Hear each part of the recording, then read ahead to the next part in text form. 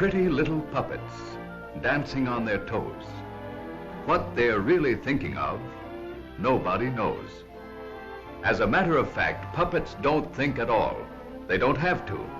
They get everything they want by pulling strings, or rather by having somebody else pull the strings for them. All these motions are the work of the artist who manipulates the control stick.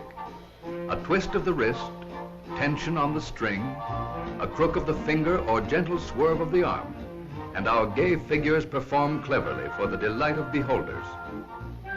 The puppeteer can endow his character with surprisingly lifelike motions.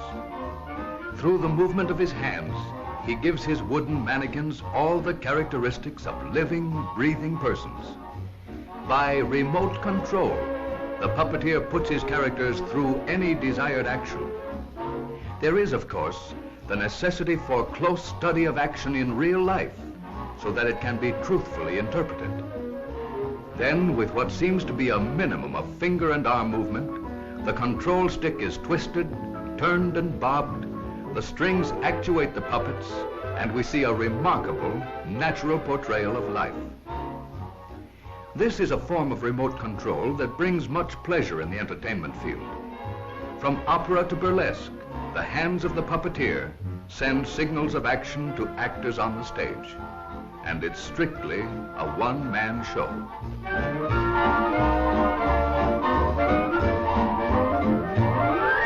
Some of the most amazing theatrical effects brought about by remote control take place on stages in modern theaters. Audiences in these theaters witness instantaneous changes of elaborate spectacles as huge stage settings rise or disappear at unpredictable moments. Actually, the stage is a series of elevators that are controlled from the switchboard. Pushing one of these buttons is the only physical labor connected with moving the stage elevators. Then pressure goes to work, pushing up huge platforms which make up the stage. The control system is so elaborate, yet functions so easily and swiftly, that amazing scenic changes are possible during a very short blackout. Through the magic of remote control, all things become possible to the men who plan and design spectacles for the modern theater.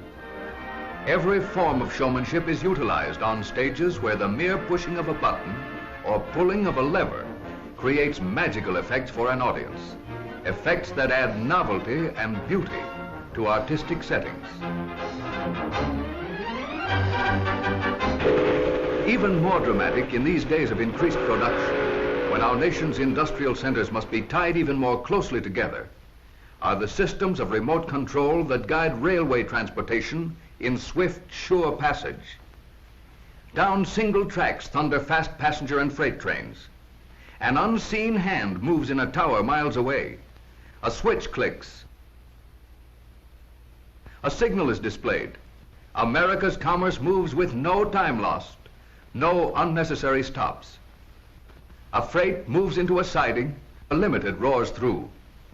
Along America's extensive system of railways, operators sit in control rooms and watch illuminated diagrams showing positions of all train traffic in their sections. Without leaving his position, the operator can route trains around each other by pushing a button that sets switches 100 miles away. Uncounted hours and thousands of stops are saved by these systems. Remote control has brought greater safety and efficiency to railroading. For automobile traffic, a still more elaborate system of control is saving time and fuel for motorists. The newest development, called the Magic Box, performs amazing mathematical feats. In a sense, the mechanism that controls this signal light is able to add, subtract, multiply, and divide the passing automobiles. At this intersection, there are 3 magic controllers.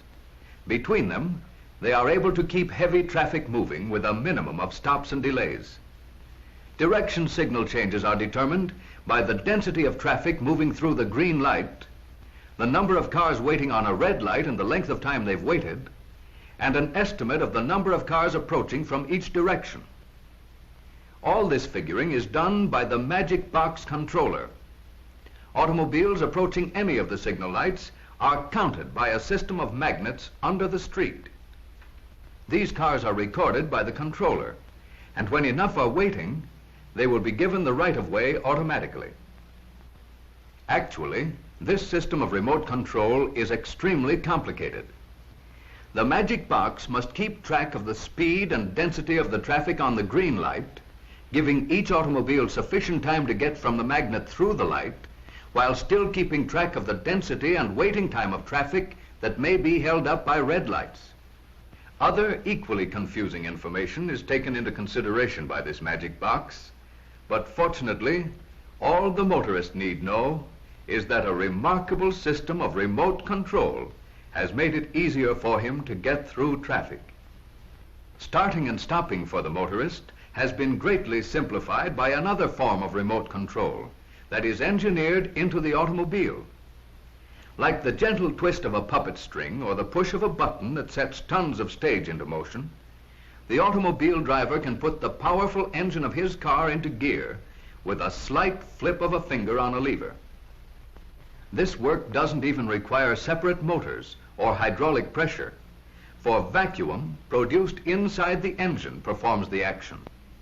Pressure in a powerful vacuum chamber does 80% of the job of shifting gears, while the driver retains just enough of the control to be the real boss at all times.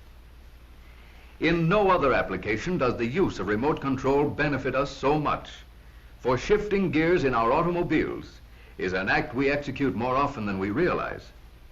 Yet we have come to perform this action without consciousness of the number of times, because with a vacuum power gear shift, ours is merely the light task of remote control, while the real work is done through vacuum power. Remote control is a big factor in modern living.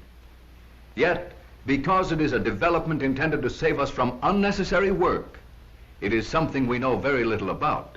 In fact, we do very little.